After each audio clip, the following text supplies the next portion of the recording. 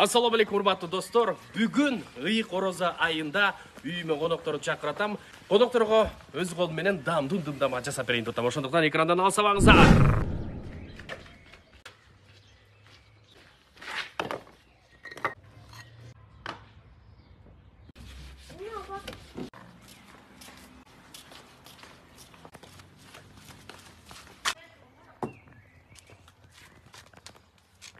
Мына бисмиллахиррахманиррахим деп азыр биз дымдаманы баштайбыз.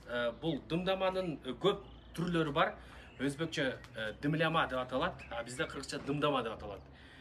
Биздин бүгүнкү дымдамабыз өзүмдүн фирменный дымдамам деп койсом болот. Андыктан көрүңүздөр. Бул ич май. Ушул майдан башталыш керек.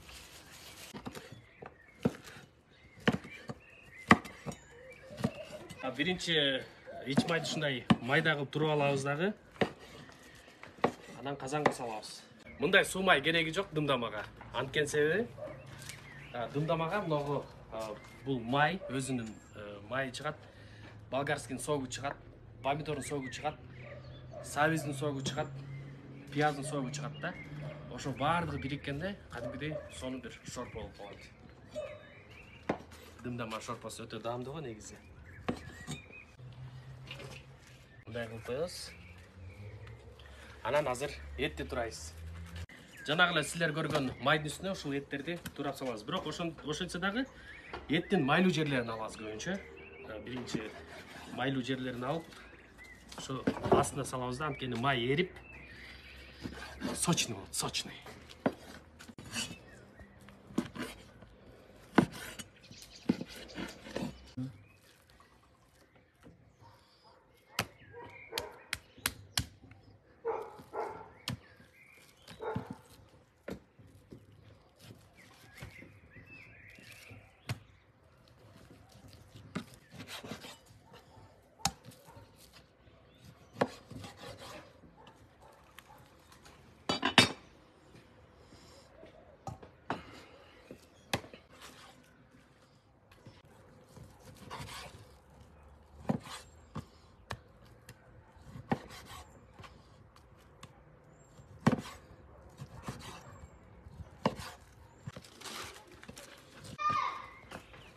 Эми эттерди үстүнө салабыз.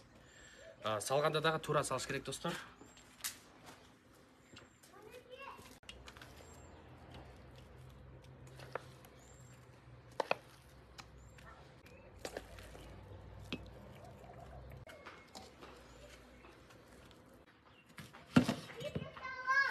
Анан этти салгандан кийин пиязды кетиребиз.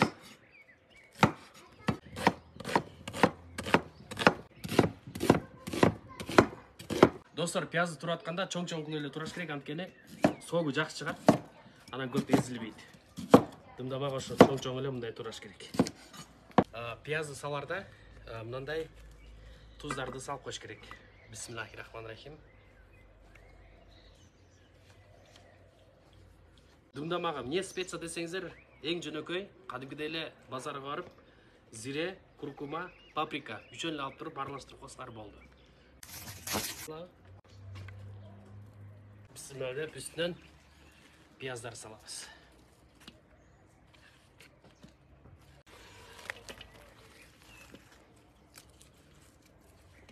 Достор, дымдаманы ар ким ар кандай жасайт. Эрлер картошканын үстүнө болгарский коет да. А мен эттин үстүндө пияздын үстүнө дароо болгарский кошом. Анткени болгарскийдин согу чыгат. Эт менен чогуу аралашканда даамдар укмуш болот.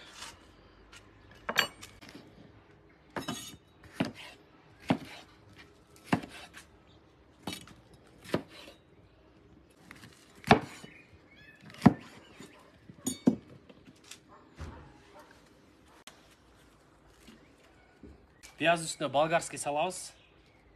Анткени болгарскийдин согу, эттин согу, пияздын согу менен чогуу очокко бышканда даамы башкача болот. Анан дагы суюгураак дымдаманы мен жакшы көрөм. Üstüne daha hazır pomidorları dizeriz.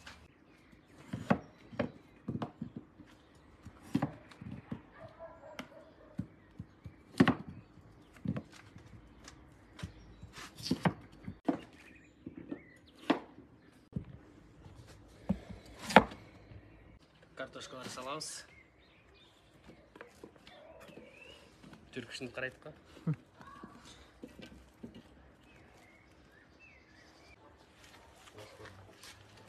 Аркасынан сабыз кетпесе болбойт, достор.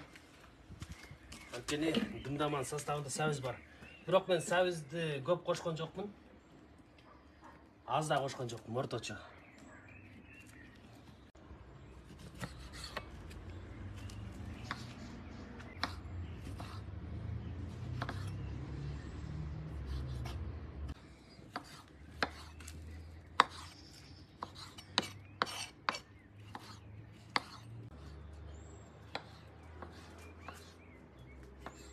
Эми помидор кетти.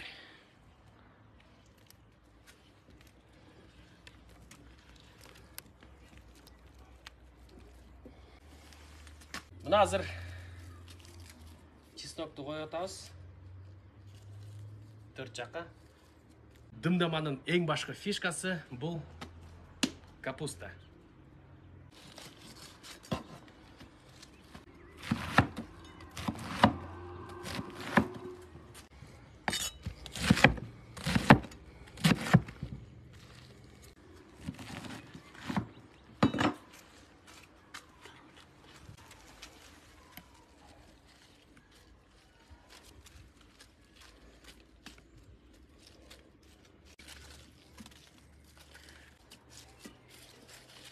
Капуста тузду жакшы көрөт.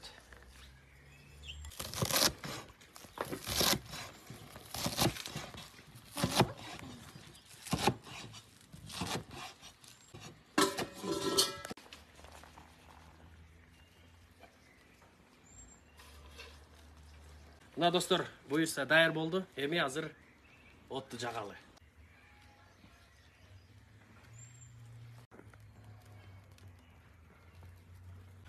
Дымдаманы ар ким ар кандай жасайт. Кээ бирлер отту жагып алып жасашат. Биз бүт бар даярдап туруп анан кийин жагабыз. Отту жакканды да биз силерге көрсөтүп коелук. Башында катуу эле жагыш керек. Анан бир кулак угулат кайнаганынчы. Кайнаган угулат. Анан кийин отту мындай эле акырындатып койсо бар болот. Ошондо дымдама эти да жумшак сонумушат.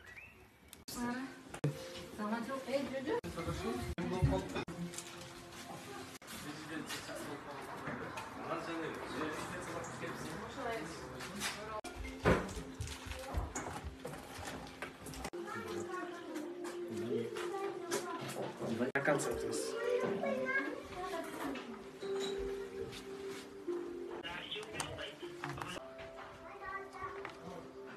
Dostlar, benim konuklarım gelişti. Öykül atam, Erdiz dostum, bolsun inim. Mesela Bismillahirrahmanirrahim dep, dımdamanın qanday bышқанын көрөлөр. Мак өз колу менен жасап турда. Аке кандай жакшысызбы? Кармаган оругуңуз кабыл болсун.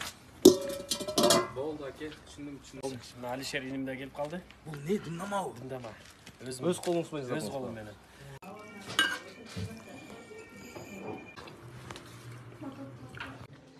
Урматтуу Манас Алыкуловдун подписчиктери, сиздер үчүн Манас Алыкуловдон дымдама. Опа!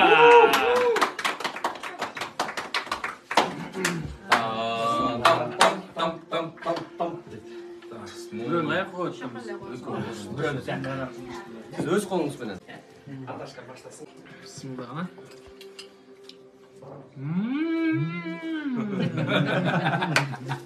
Пападос, сон. Маке жакшы киргизип калды, бааны. Ламжыра ресторанынын управляющий бул дымдаманы эмнеге жасадым, мен жумушка ала албай экен билели. Кандай болуптур? Абдан сон. Керемет. Керемет. Кийин көрөсөм, Кудай буйрса.